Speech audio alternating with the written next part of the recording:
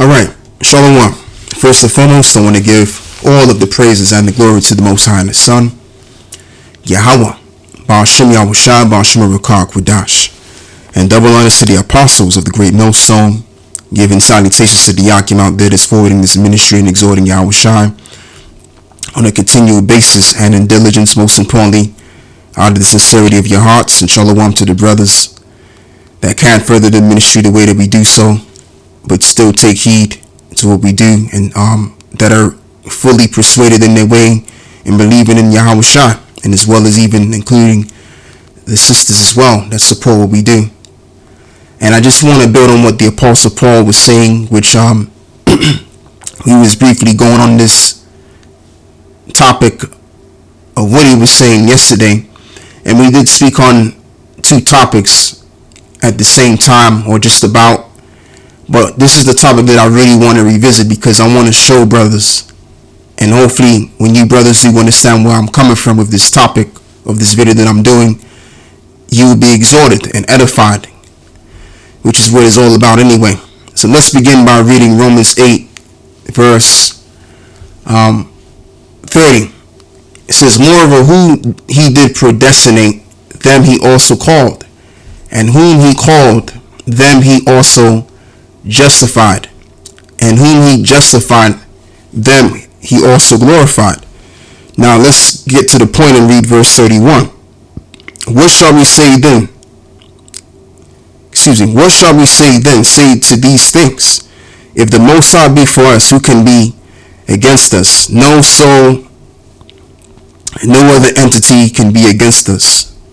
Why? Because there is no wisdom, there's no understanding, and there's no counsel, which is the point, against the Lord, which I was quoting on Proverbs 21 verse 30. Alright, and this is being demonstrated right now. And I say that to say this: you have Vocab alone, and I don't mean to mention his name, because Vocab is not a big deal in the grand scheme of things when it concerns this ministry that we're pushing anyway.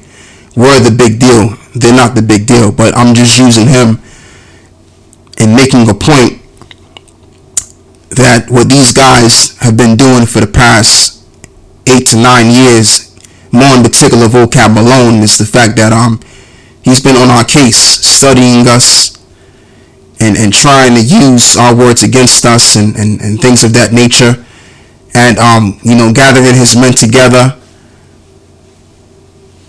and using these men that have a certain amount of knowledge, and they could then intentionally use what they know to try to overthrow what we know, which what we know is the knowledge of the Heavenly Father.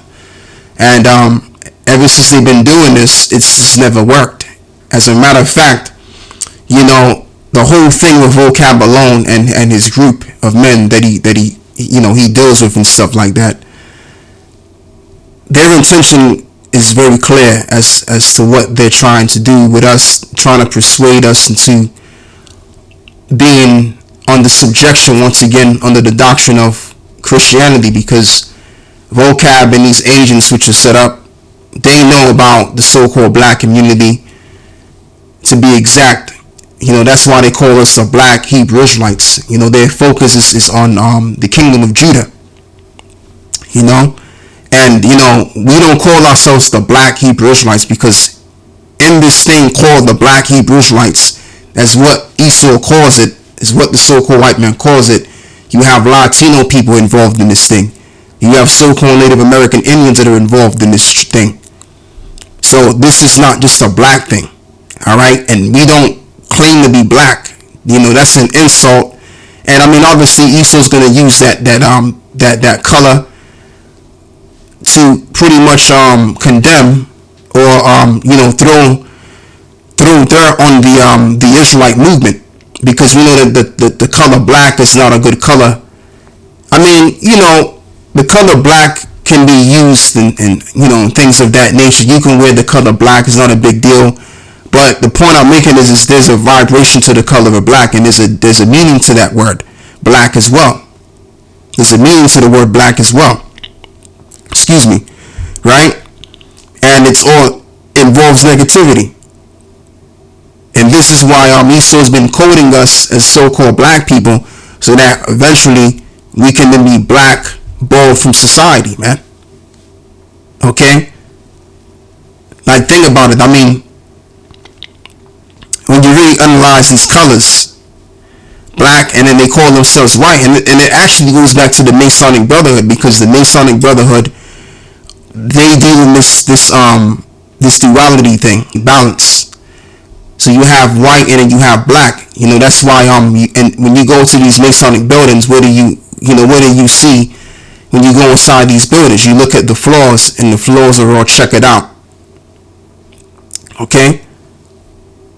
Like, those are the colors of the Masonic Brotherhood, black and white, and as well as blue and red too.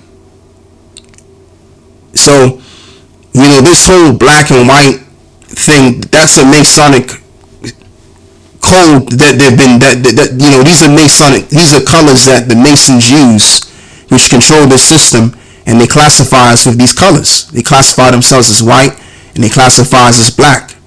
But just dealing with the color black is a negative color, and it's actually not a color at all. It's void of color. It's void of light. You see, so just to downplay the Israelite thing, let's just put black on it. You know, so anyway, going back to the point that I'm making is you got these men, these so-called theologists, they have credentials and stuff like that. So because they have credentials, we're supposed to just bow down and hearken unto what they have to say, because they have their credentials with them. And because a lot of us ain't coming from that side of their world, because a lot of us ain't coming from that side of town that they come from, again, we just gotta just cow down to their words and just accept what goes with what they're saying. But when you really look behind the credentials and you see how much they know of the scriptures, you find out that they don't really know nothing about the scriptures. And when you listen to vocab belonging to these cats, they don't bring no scriptures out. Their followers don't bring no scriptures out on their comment boards. They're all over the place. Okay? And the reason why they can't come up against this council, which is the council of the Lord, which is what we're a part of, because there's no wisdom, no understanding, no counsel against them. Point blank in the story. And if there's a council which pose against the Heavenly Father's counsel, the Lord had a hand in that. As it reads in the book of Proverbs, as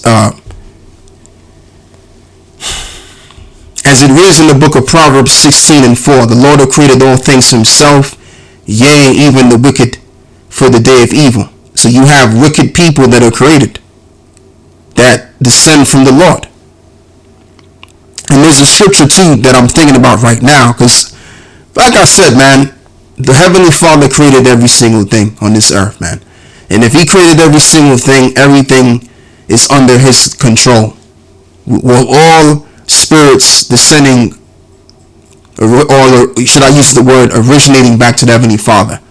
That's what we all are. And if the Heavenly Father was to draw back his spirits from men, we would all drop dead. Okay? So that's the power that we serve. So if we're in the bosom of this power, and we're the hopeful elect, and I say that metaphorically, then, as Paul said, who can be against us? Now, just to build on as to what I was saying overall, let's get Ecclesiasticus chapter 18, verse 1. So it reads, he that liveth forever hath created all things in general. The Lord is only righteous, and there is none other but he, who governeth the world with the palm of his hands, and all things obey his will, for he is the king of all, and by his power dividing the holy things among the profane. So what does it mean to govern? It meaning to control, meaning to manipulate. So how does the Lord do that? By putting thoughts into men's minds, so that men can walk accordingly to his will. As it is written, man's goings of the Lord are not going to man and understand his own way. So this is why Solomon said, the wisest man of his time, above all men that were upon the face of the earth at that time, he understood this quite well. And this is what he said, as I'm going to read again. There is no wisdom, no understanding, no counsel against the Lord. And not only was he the wisest man in his time, but in all times. Okay? Why? Because wisdom had the complete knowledge and understanding of the Most High, which was what was given to him. And that's what we have. So with that being said, we know that these men that are dead set against us, the Lord is just using them to demonstrate his power by using us with his ministry, with his gospel. That's why they're there in the midst. And they're not going to overcome with their babbling. They're going to just lose miserably. And like I said earlier before, the intention of Vocab Malone and his men that he deals with is so that we can be persuaded under their ways, under Christianity.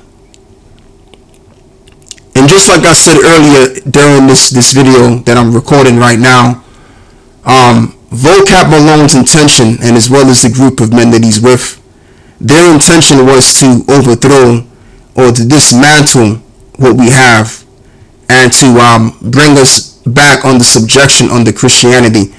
But what actually happened is, when he studied us for all of these years, as I can remember when Vocab first came on the scene, he had a baby face. His face was smooth as a baby's ass, as the saying goes, smoother than the baby's backside. And now, as you fast forward from 2020 to 2022, from 2013 to 2020 to the year that we're in right now the man has a full beard on his face. So why does he have a full beard on his face? Because the gospel that we have has turned his mind around. That's how powerful this gospel is. I remember one time, man, I was in Scousland. For the brothers in the different parts of the world, you don't know what I mean by Scousland. What I mean by Scousland, there's this part in northern England that I used to be in. And the head brother of England, he knows what I'm talking about. But anyway, I was in this northern part of England, which was called Liverpool, and this Ghanaian guy comes up to me. I think he could have been either Ghanaian or Nigerian, but he came up to me with the Bible. I guess he was one of those Christian guys that wanted to convert people under Christianity. So then I showed him the scriptures and showing him that we were the Israelites and going into how the Lord only chose us and everything else. And I put out so many precepts that I wound up actually convincing him. So he was trying to convert me to his doctrine, but he was almost convinced by what I was saying. And hell, he probably was convinced. So that shows you the power of what we have versus what the world has in terms of what they have in their knowledge. Their knowledge cannot be compared to the superpower of the Heavenly Father's knowledge. All right? So I'll be right back.